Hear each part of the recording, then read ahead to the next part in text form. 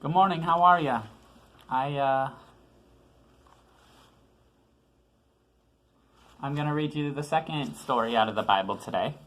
The last time we did the creation story, and then this story is about how Adam and Eve are tricked, and they disobey God, who created everything, God the Father Almighty, and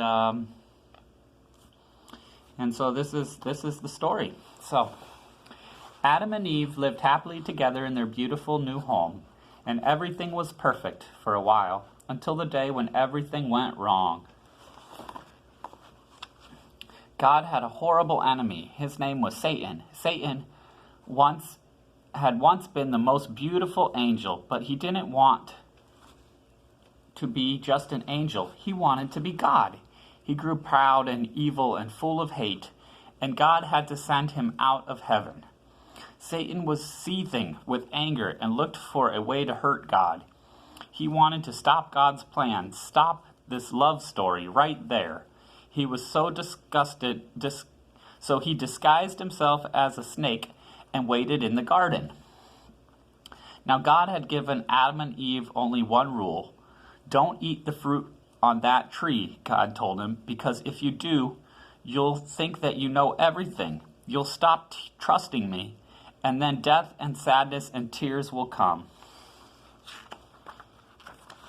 You see, God knew if they ate that fruit, they would think they didn't need him.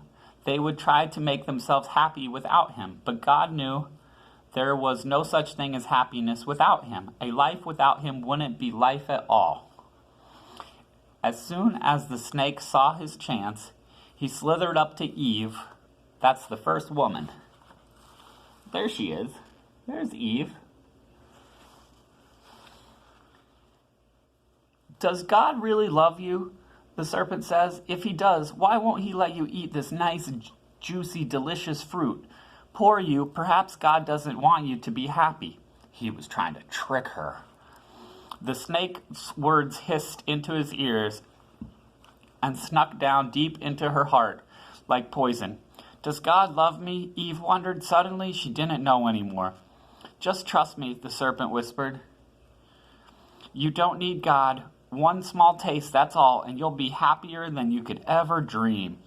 Eve picked the fruit and ate some, and Adam ate some too. And a terrible lie came into the world. It would never leave.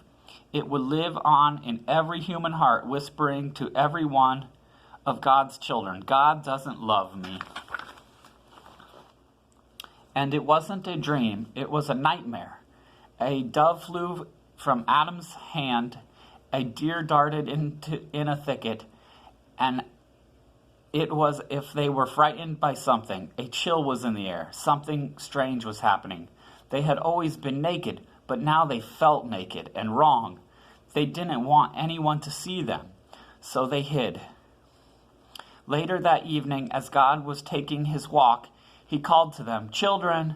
Usually Adam and Eve loved to hear God's voice and would run to him, but this time they ran away from him and hid in the shadows. Where are you? God called. Hiding, Adam said. We're afraid of you. Did you eat the fruit I told you not to eat? God asked them. Adam said, Eve made me do it. What have you done? God asked. Eve said, the serpent made me do it. And terrible pain came into God's heart. His children had just broken the one rule. They had broken God's heart. They had broken their wonderful relationship with him, and now he knew everything else would break. God's creation would start to unravel and would come undone and go wrong. From now on, everything would die, even though it was supposed to last forever. You see, sin had come into God's perfect world, and it would never leave. God's children would always be running away from him and hiding in the dark. Their hearts would break now and would never work properly again.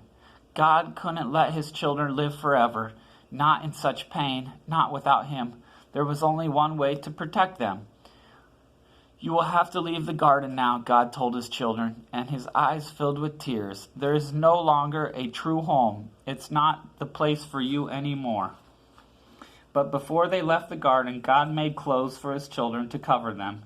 He gently clothed them and then sent them away on a long, long journey out of the garden, out of their home. Well, in another story, it would be over, and that would have been the end. So that's one of the saddest stories in the Bible. That's when you disobey God. And I had to learn this the very, very hard way myself. And I hope you don't have to learn it the hard way. I really hope so. I hope that someday, I really pray that I can get you, that you are baptized, and you know Jesus, and you know the wonderful, wonderful love that comes from Jesus and God, and from being a Christian. And that's the only way. If you're taught that anything else, it's really a lie. It's really a lie. There's only one true way to happiness, and that's through this. It's through the Bible. And there's been many, many wars fought for this, and people have starved to death.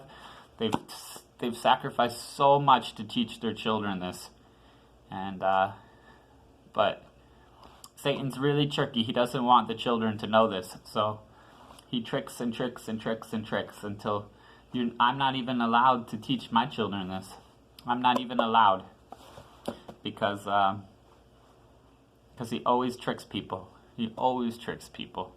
So I love you, baby. I love you. And I hope you're being good. And I hope you're listening to your parents. And I can't wait to see you. I can't wait to see you and hold you in my arms and show you how much I love you. So,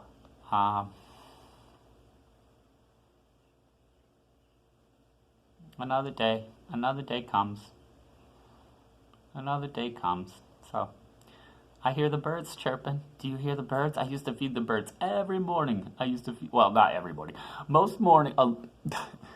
There was a lot of mornings I would get up at the Meis family cabin, and I would feed the birds. But that was before Patty thought it was her cabin. So, all right. Bye-bye.